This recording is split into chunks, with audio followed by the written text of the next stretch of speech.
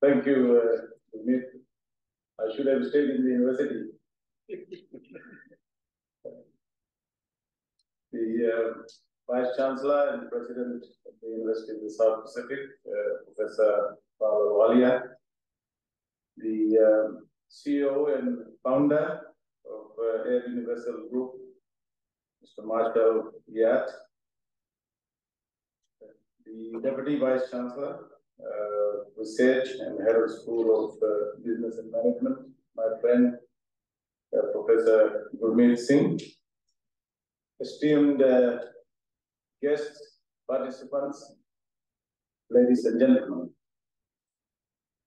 On behalf of the government of Fiji and the people of Fiji, let me extend to you a very, very warm welcome to Fiji, and especially to those of you who have traveled long distances to be here in Fiji and be part of this universal conference and meeting. I remember traveling long distances to attend Air Universal meetings and conferences, and I must say that I enjoyed the collaboration, the values that the Air Universal promoted, the links it allowed me and the University of the South Pacific to build, and the partnership that we managed over the years to talk about issues of sustainability, innovation, and many other subjects. I want to urge you especially, apart from discussing some of the serious business here in this room, if you have time, do get out, enjoy the beauty of Fiji, enjoy the hospitality that you will see all throughout Fiji. Pope John Paul II visited Fiji many years ago, and he remarked that Fiji is the way the world should be.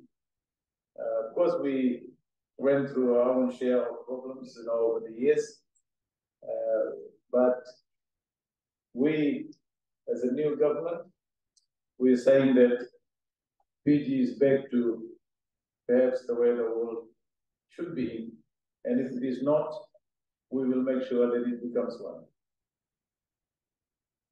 Today, I was telling Dr. Shabnil Sharma, a young man who has a very bright future,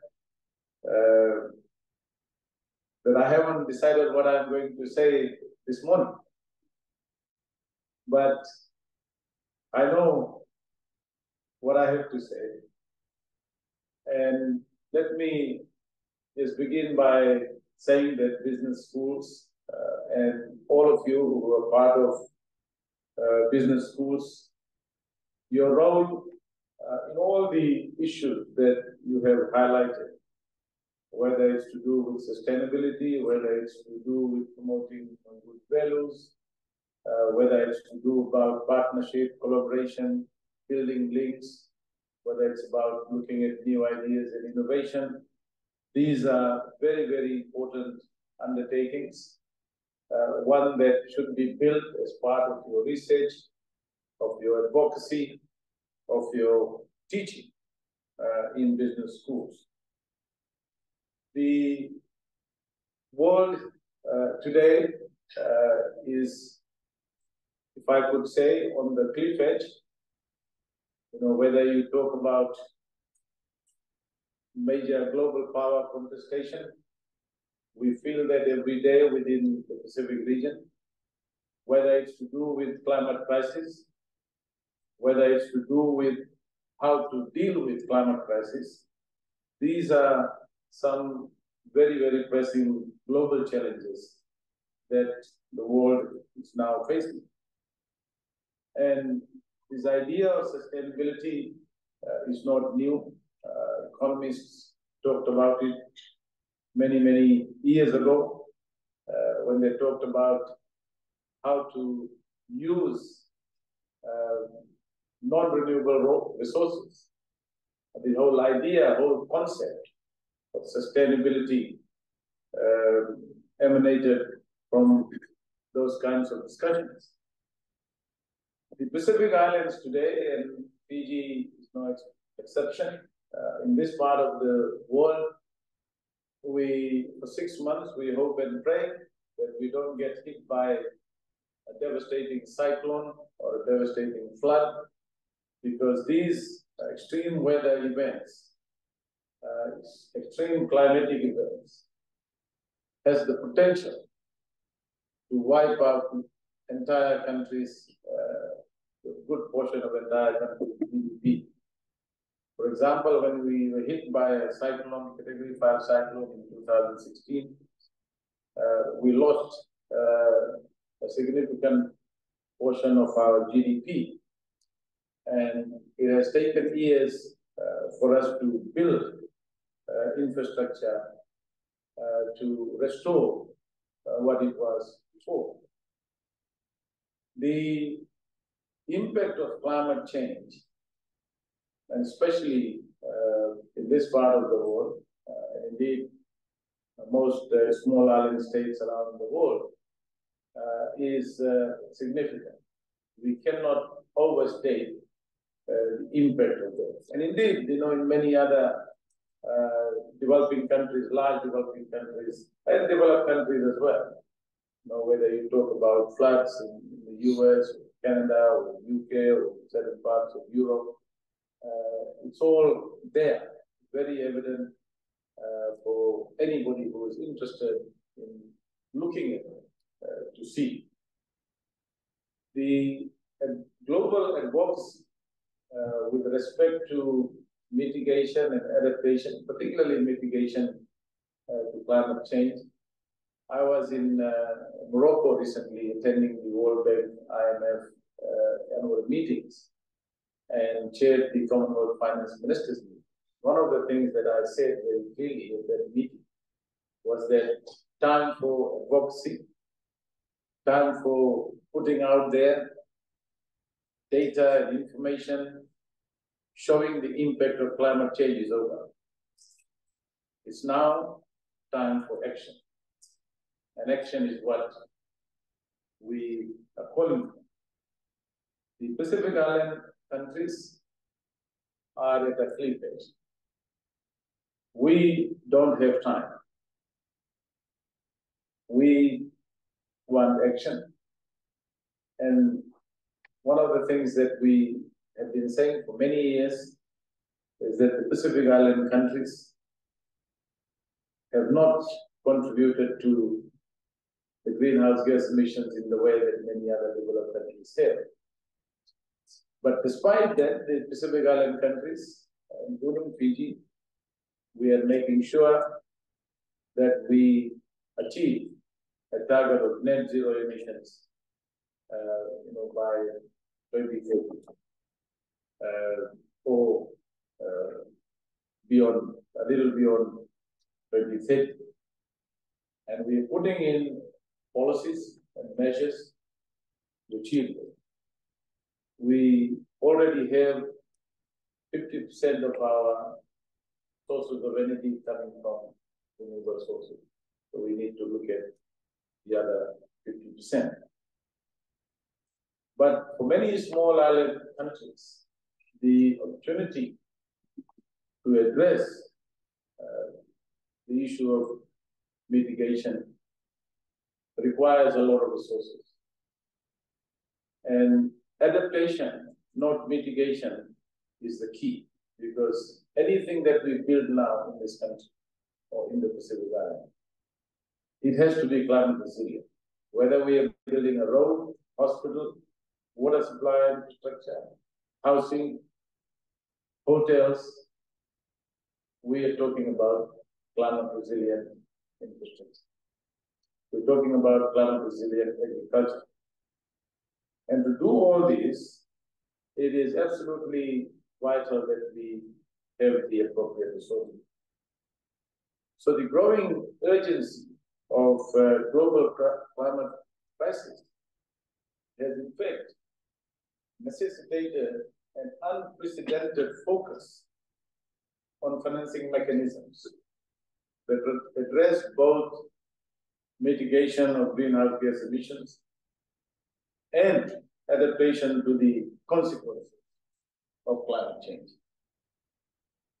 And at the heart of this response is the global climate finance architecture, something that we talked about, which involves a composite of multilateral agreements, funding sources, institutional structures, financial instruments. All these are designed to mobilize, manage, and allocate resources to combat climate change. And it is interesting that navigating this intricate maze of global finance landscape reveals its ever-evolving nature. The World Bank is talking about the new evolution roadmap. The ADB is talking about becoming a climate bank.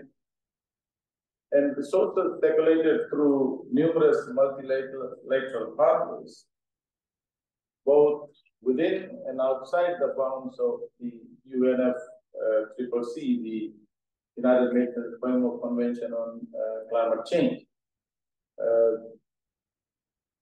And it is important for countries like ours in the region to navigate, to synchronize, and to align our policies across a broad range of, the broad spectrum of what is available there. And the climate finance architecture, while it's diverse in its governance, modalities, goals, poses inherent challenges. Coordination, access, monitoring of funds. These are becoming aggressively complex and complicated. There seems to be a discernible lack of what I call transparency and accountability in the way these funds are available. And it is complex because there are competing demands. There are, complex array of players dealing with and trying to access climate finance.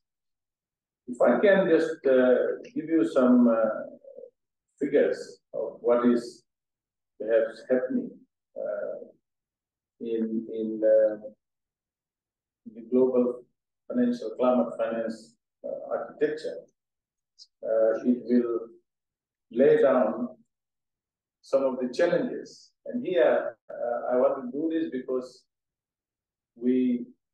business schools have a very, very important role. And perhaps it is time for business schools, because you're part of training young people, leaders who will become global leaders.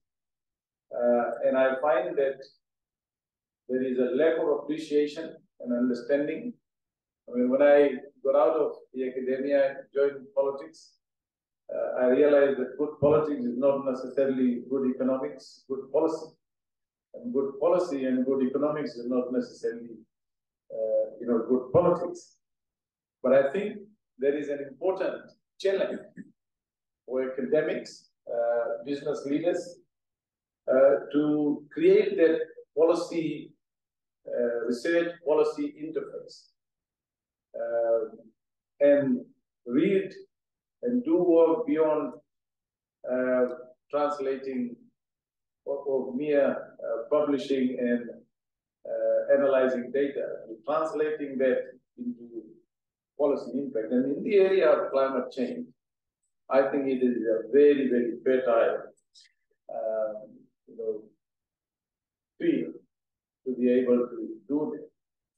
So if you look at what happened to climate finance, and here I wanted to focus on climate finance because I think in business schools, there's a lot more research, a lot more understanding, publication that can come out from the data that is out there that will inform policymakers, politicians who are dealing with this. And for example, developed countries report that they provided $83.3 billion of their committed $100 billion of annual climate finance. Only 21 to 24.4 billion of this would be considered as real support. The net financial value of reported climate finance to developing countries, the grant equivalent, may be less than half of what is reported by developed countries.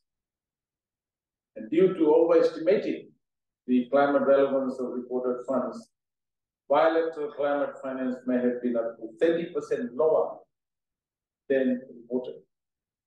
And just 1/4 of reported public climate finance is provided as grants. The remainder is mostly loans, the majority of which are not even concessional. They do not represent a better deal than can be obtained on the market. Only 33% of reported public climate finance was for adaptation, while 59% was for mitigation. This is a very important distinction. Many countries, such as those in the Pacific, our focus is more on adaptation rather than mitigation. But the climate finance that is available is skewed in favor of mitigation. Over half of climate finance allocated to least developed countries and more than 1/3 of finance to small island developing states was provided as loans. Finance to address loss and damage is still not clear, and we hope that COP28 will be one of the main outcomes of COP28 has to be the establishment of the loss and damage funds and the commitment by developing partners, developed countries to provide funding. And if COP28 cannot come up with loss and damage, it will be considered as a failure. Climate-related development finance is now up to 1/3 of the stagnating and perhaps decreasing ODA budgets rather than being new and additional. So there is rejigging of aid funding, overseas development assistance by developed countries, and relating it to climate change. So there is no new and additional. This is another area of research that could be taken up by business schools and academics. And only an estimated 2.9% of climate-related development finance identified gender equality as principal objective, and data on how much finance spent on the local level is seriously lacking. Consistent and transparent data is not available to estimate the level of private finance mobilized towards the 100 billion a year goal. And to better address needs, it is high time to move beyond the 100 billion year global goal, both in design and the amount. So, my friends, the point that I wanted to make this morning is business schools have a very, very important role.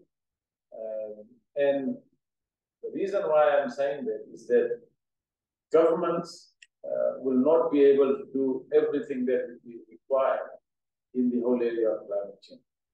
And the idea of public-private partnership, the idea of using private sector tools, private sector instruments, private sector investment, motivation to address issues of climate change. Governments cannot suddenly go and invest in climate resilient agriculture. Governments cannot do many things which can be done and done better by private sector.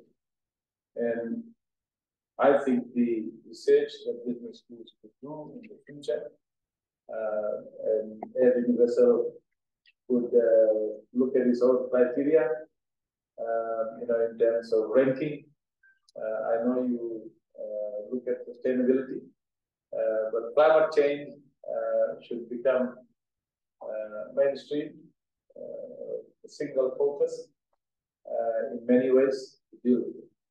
Once again, it's my pleasure and indeed honor to welcome you all and be part of this important discussion that we're going to have for the next 2 days here.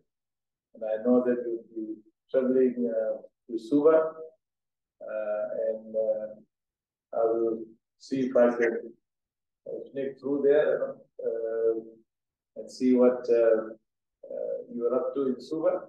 But please have a good, relaxing time in Fiji. Enjoy your stay. And once again, a very warm and pleasant welcome to all of you. Vanua Levu, as they say, thank you very much in our local language. Dhanyawad, and it's great to see all of you, and some of you I've met many times before, familiar faces. Look forward to interacting with you as well. Thank you.